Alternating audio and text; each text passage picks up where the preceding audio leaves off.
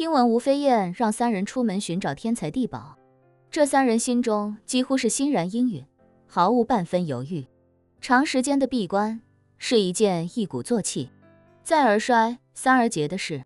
要是一口气一直闭关到打开泥丸宫，时间在无尽的修炼中就是弹指一挥间。可是临门一脚时忽然被打断，再想重新投入进去，并且找到那种状态，就是一件极难的事情了。3人这段时间闭关的效果乏善可陈，这也让他们的心态逐渐急躁。吴飞燕心里也很清楚，如果换做自己，在眼看即将打开泥丸宫之际被打断，自己怕是要连杀几十人才能稍稍缓解心中怒火，所以他才决定干脆先放他3人入室，一方面缓解他们的急躁和烦闷，一方面也看看能否撞见什么好机缘。吴飞燕的修炼也早就到了瓶颈，她也渴望能够迎来些许变化，只是自己还有破清会要管理，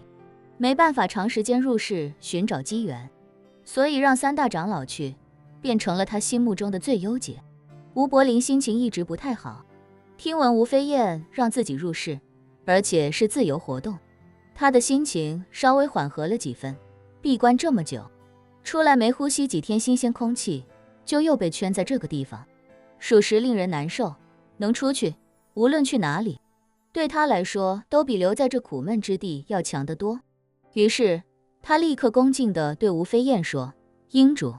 属下愿踏遍天涯海角，为英主寻得修炼所需的奇珍异宝。”吴飞燕点点头，说：“刚好你们也可以趁这个机会，更深入地了解一下现如今的世界。这100多年来，社会之变革无与伦比，你们想了解这个世界，就一定要融入进去，好好体验一番。我会让天林给你们准备好通讯设备，你们各自规划好路线，外出游历1年。中间若是有什么重大发现，第一时间与我取得联系。若是我有任务需要你们解决，也会第一时间联系你们。1年时间，若是用来闭关修炼，不过就是弹指一挥间。可若是用来入室，以现在世界发展程度，周游全球也绰绰有余。3人一生中，绝大多数的时间都耗费在了修炼之上，哪有时间游览世界？如今机会难得，3人便纷纷应允。吴飞燕给了3人几天的准备时间，让吴天林为他们准备好新加坡身份的护照，等护照准备好之后，就让吴天林送3人离开。之所以选择新加坡身份，是因为新加坡护照是免签国家最多的之一，3人拿着新加坡护照去绝大多数地方都相对容易得多。离开吴飞燕的寝宫，吴柏林问吴博文：“吴伯中、博文、伯中，你2位打算去什么地方？”吴博文说：“我想回华夏看看，但仔细想想，华夏应该是最难找到机缘的地方，所以我打算反其道而行之，去西边的美利坚看一看。”吴伯中说：“那我回华夏吧，只当是四处看看，就地重游，还不知道以前的种种都留下了什么。”吴柏林说：“英主给我们这1年时间，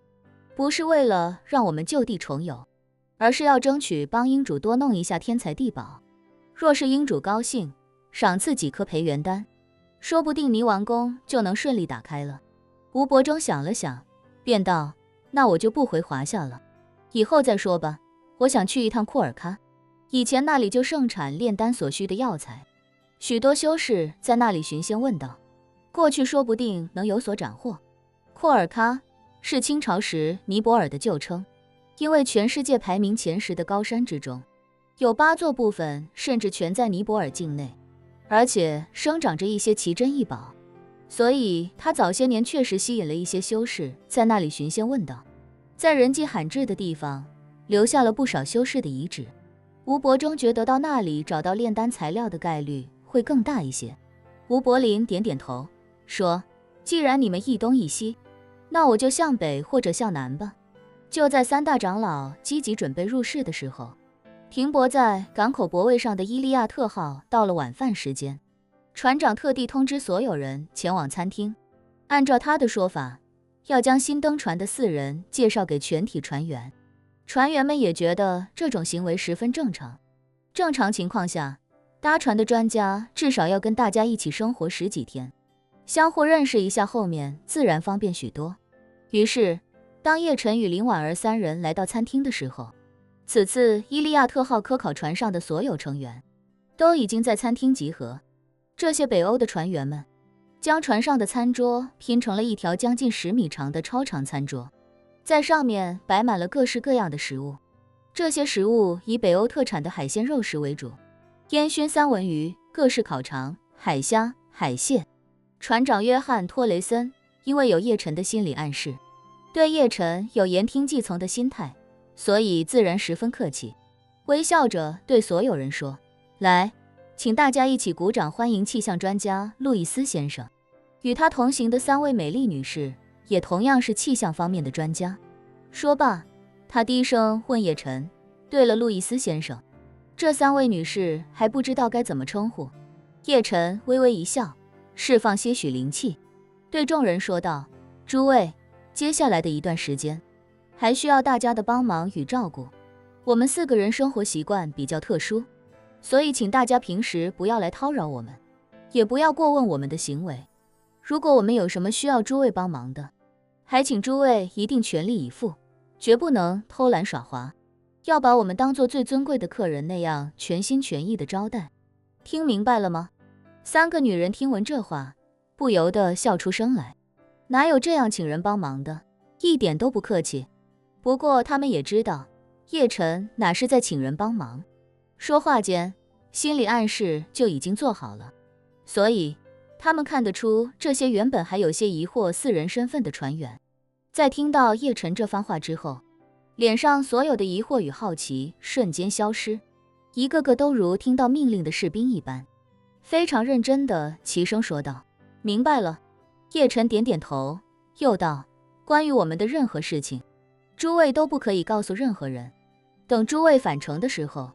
就会彻底忘了曾经见过我们4人，也会彻底忘了我们登上过这艘船。大家明白了吗？”“明白了。”一众人再次异口同声地回答。叶晨一脸满意，也彻底放下心来。只要这些人，还有目前北欧科考站的那些人都做了心理暗示，他们走后就不会向任何人透露4人行踪，那他们4人留在科考站度过南极的冬天，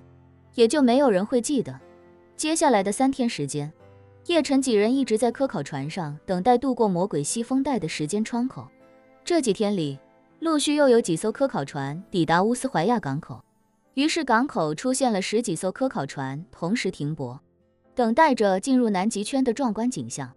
第4天夜里，船长约翰·托雷森忽然在广播里大声说道：“所有人员请注意，港口管理人员通知，德雷克海峡的风浪有所减小，是一个很好的时间窗口。管理人员让我们尽快准备，未来1小时内随时准备出港。”